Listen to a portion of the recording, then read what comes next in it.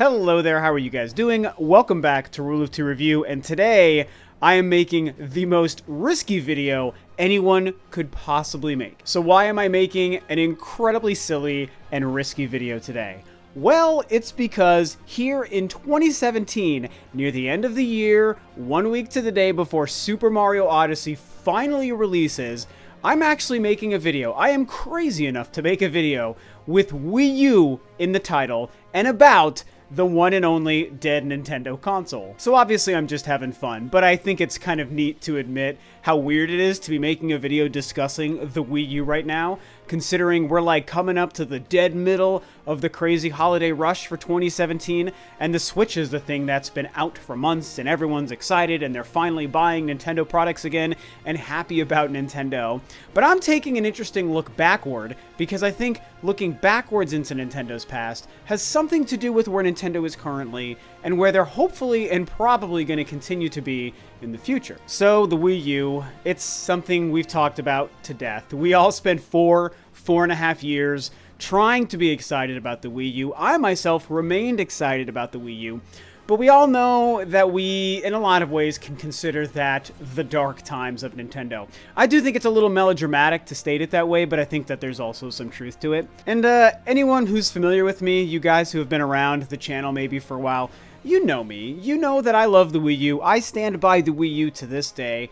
I thought it was a great 4.5 year run. There were so many problems, obviously, which is what we're going to get into and what this video is truly about.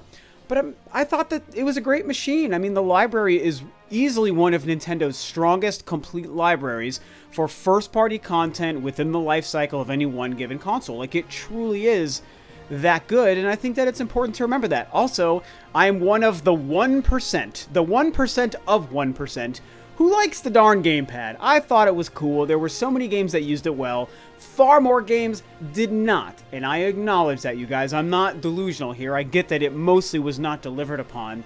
But that handful, and probably even two handfuls of games that did it so very well, that took advantage of what the gamepad was when the gamepad was a new idea before the Switch came out and made it obsolete, those are great games. And I had so much fun using the gamepad when it made sense to, and when not, I had a Pro controller. Or I was just using the gamepad as a regular controller and it made no difference. Anywho, let's get into the real meat of this and why I'm talking about the Wii U today when it's the Switch that's exciting and Mario Odyssey comes out soon and Breath of the Wild is the most incredible thing ever and we know we're getting a Metroid Prime 4 and apparently a Pokemon game is coming and all these great future things are happening.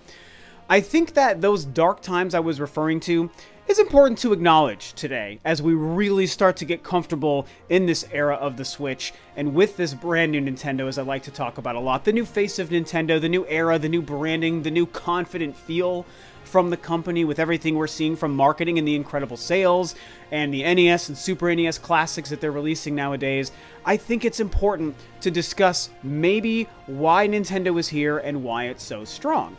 And it's, as the video kind of suggests, I think it's very much because of the Wii U. The Wii U being such a big mistake, a failure, all these things that we know didn't go well. I think it's really interesting when we look at what that 4 years really did. This weird sort of bridge console and this bridging era of Nintendo between this very surprising and strange but unbelievably successful Wii era, where Nintendo took what I think is still and will probably always be looked at as their biggest gamble, the biggest risk they ever took in 2006 when they launched the Wii, and that really strong 3 or so years that it had before it started to die off. And we went from that era, this amazing resurgence of Nintendo, to one of their darkest, if not their actual darkest and lowest time ever. When you guys think about it, that's really crazy to think about.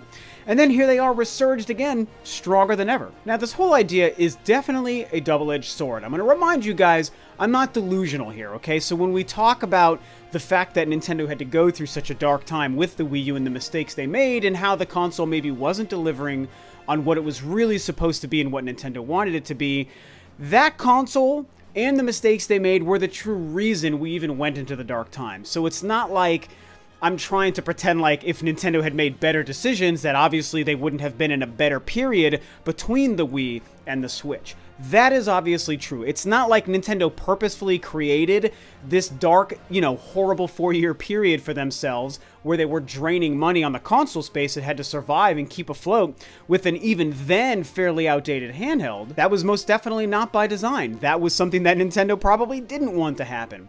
But I think that when we start to look at everything from the Wii to the Switch, it's incredible that everything that the Wii U was, I think, really is the saving grace for Nintendo. Yes, it's kind of what got them into the dark period, obviously, but it makes me wonder if the Wii U and everything that Nintendo experienced and everything us as gamers and Nintendo fans experienced throughout the years of the Wii U, if it didn't play out that way, maybe it was just a moderate or an average success, something akin to what the Xbox One is doing right now, for example, in terms of sales. I'm not talking about library and everyone's going to get all mad, oh, the Xbox sucks now, there's no exclusives. Yes, that's true, but look at the sales, look at how it compares to the PS4. It's a moderate and I think well-established success. And so if the Wii U was even that level of success throughout that 4.5 years, even if the Switch turned out the way it is right now, it kind of makes me wonder, would we be seeing such an amazing resurgence from Nintendo? Would their success right now be as strong? I think that there is a possibility, and it is only a possibility because we could never truly know the answer to this, guys. So just remember that I'm acknowledging the truth of that. But I do think that there's a possibility that right now we might be seeing Nintendo continue just further moderate success. And, right now, the Switch is something where it's so exciting for people to say, wow, this is something we've never seen. This is something that has never been done so well before. This is a Nintendo we haven't seen as successful in over 10 years. And it feels great. And I really feel like the Wii U's failure and the mistakes that Nintendo made with that console and even in how they designed it are definitely part of the reason. It's interesting though, because you can sort of start to get into the time travel and the split timeline sorts of theories if you really start to dissect what's going on here. Let's pretend that, again, as I've been saying, the Wii U was a moderate to very good success. Would that have influenced what Nintendo chose to do with the Nintendo Switch? And there is a very good possibility. The Nintendo Switch obviously is a pseudo-evolution of the design of the Wii U, where it's this, console handheld hybrid thing, which we obviously all know the Wii U and the gamepad was attempting to start to bring into focus and bring into our lives. Again, one of the reasons I think it's actually pretty cool. I think for a first step and a first attempt, it was totally fine and admirable what they tried to do with it. And I think in a lot of ways, the Switch itself and the design it is currently, the way it released, I think was also kind of a reaction to the failure of that first attempt, to the fact that Nintendo wasn't able to knock it out of the park the first time.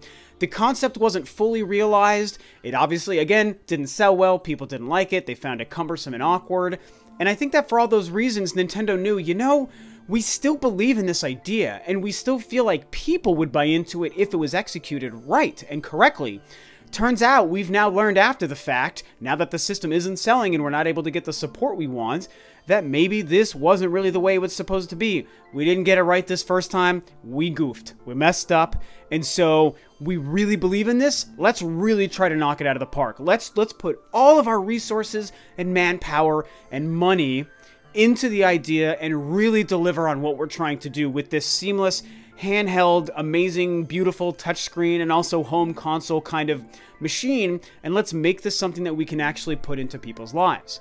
But again, if the Wii U maybe didn't fail, and if people bought it, to much, much larger numbers than they did, and if there was more support from third-party developers and quality games, and if the gamepad turned out to be used a lot better and more frequently by all of these different games coming out, maybe Nintendo would have said, well, cool, we figured that out. That was an interesting gamble. We tried to do this handheld sort of, touchscreen controller gaming thing for their home console, and it turned out okay. Cool. We got that idea out of our system, and people liked it well enough. Let's move on to the next thing. And then what could have happened, which this is also kind of exciting if you guys think about it, the Switch might have had no reason to even try to be a handheld console hybrid device. And it could have been whatever next idea Nintendo's cooking up. And it's the great and very exciting thing about Nintendo, and the thing that we all like and enjoy about them. They are always working on this next kooky idea. Whether or not it's going to be a home run like the Switch, or a failure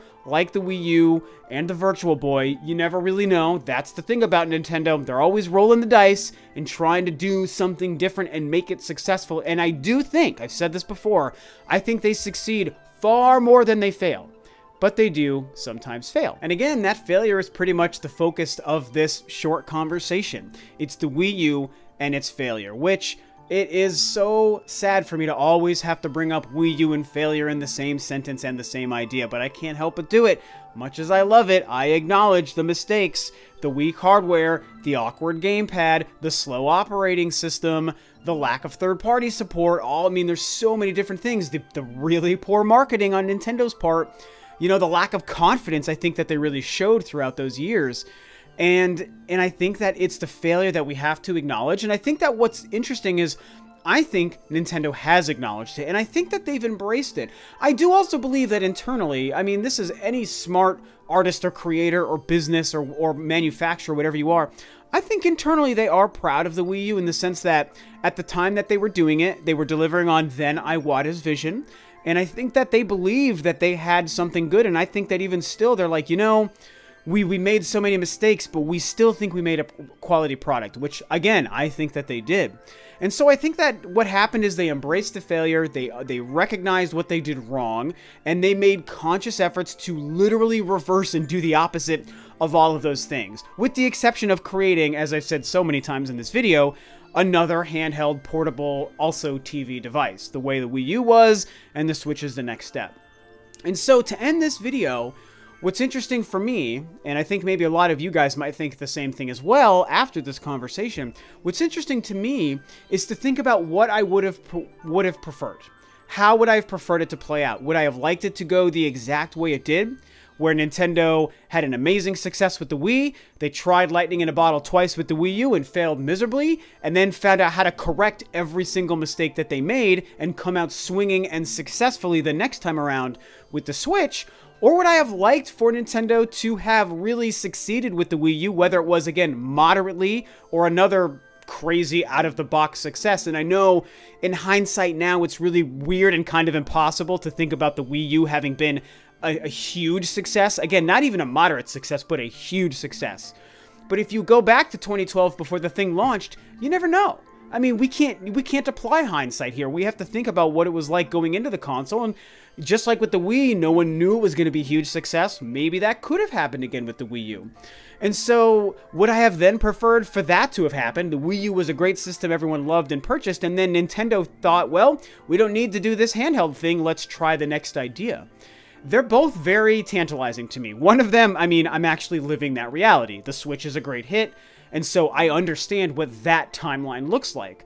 The other timeline, there's lots of things I like about that. A, we have a Nintendo that didn't struggle as bad as they did. They kept making money. They had a console people loved. We probably would have had so many more great games on the console if it sold well. So we would have had a better and more fun library were that to have been the case. And it would be really interesting to see Nintendo have tried something else completely new that we had never seen with their console following the Wii U. The Switch is amazing, and I would never want it to go away, but it is the same, as I've said again so many times, it is the same idea as what the Wii U is, just way better. But imagine if it was something different. Imagine if it was some other crazy Nintendo idea that we could hope would have been great.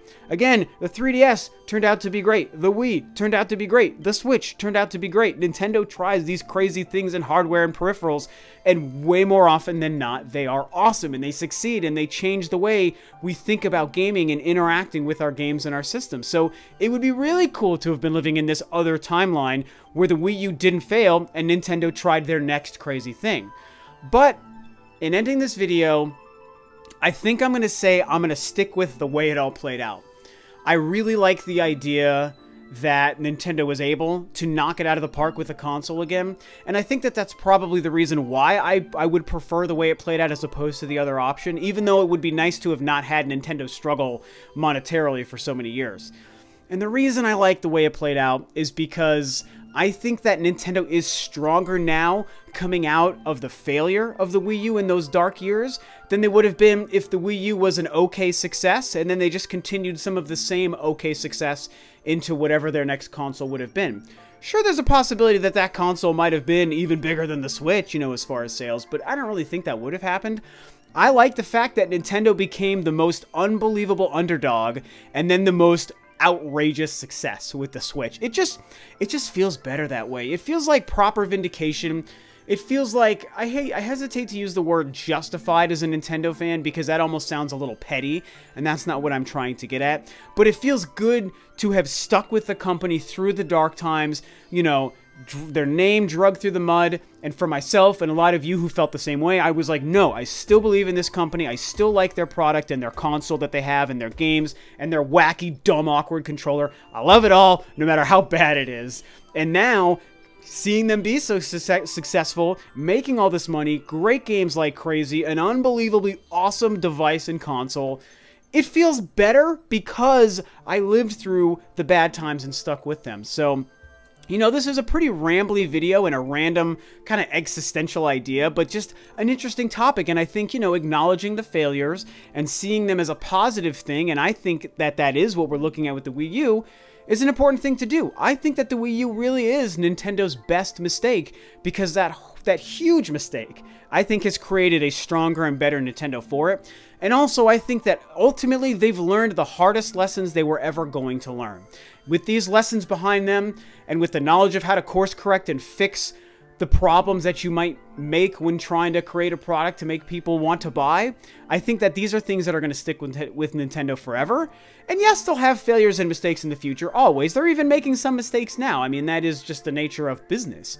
But I think that they will never make the kind of mistakes that led to the darkness and the failure of the Wii U years ever again. And it's solely because the Wii U was that awesome, beautiful mistake. So that's it. Weird, rambly video. Like I said, I totally acknowledge that, but it was really fun to talk about this with you guys. I think it's an interesting topic and an interesting idea, and I want to hear what you guys have to say. Does this make sense to you? Does the idea of this failure being a positive mistake resonate with you?